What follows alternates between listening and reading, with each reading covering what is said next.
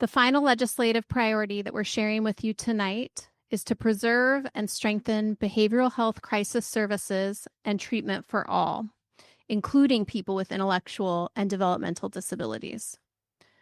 Too often, children, youth, and adults with both developmental disabilities and behavioral health needs face long hospital stays or repeated emergency room visits because there aren't enough community-based supports to meet the need.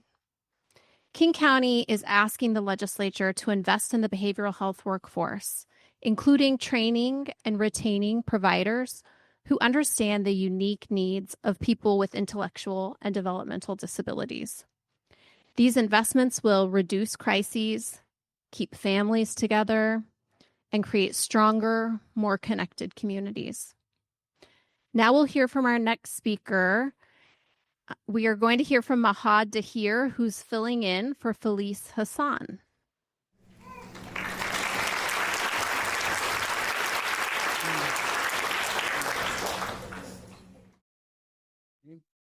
All right, thank you so much, Megan. And good evening, legislators, honored guests, and my fellow community members. My name is Mahad Dahir, or Mahad Dahir, and I'm speaking on behalf of Felice Hassan, or Felice Hassan, who couldn't be here tonight, and she resides in Legislative District number 37. Felice is the mother of her 23-year-old son, Muhammad, or Muhammad, who has autism. Tonight, I'm here to speak about behavioral health services for individuals with autism. Behavioral health is extremely important to me because my son began experiencing serious behavioral health challenges when he was about 20 years old, right after COVID, when he returned to the school system. During one crisis after the other, he had to be taken to the emergency room and stayed there for a couple of weeks. We were told there were no available beds in the psychiatric unit.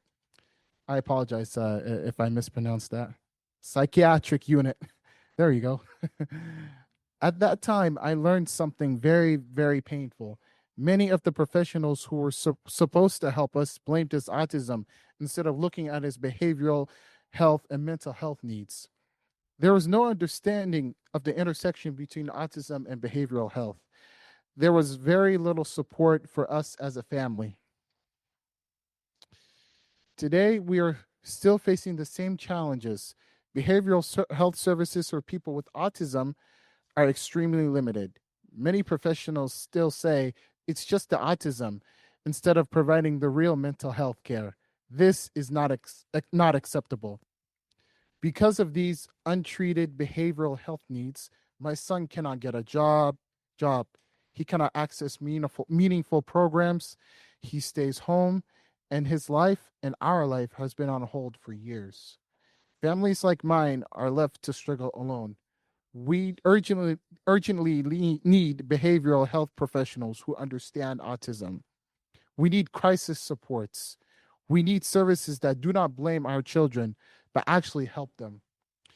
When you are making decisions, please remember my story and remember that behavioral health supports for individuals with autism are essential for their safety, their dignity, and their future.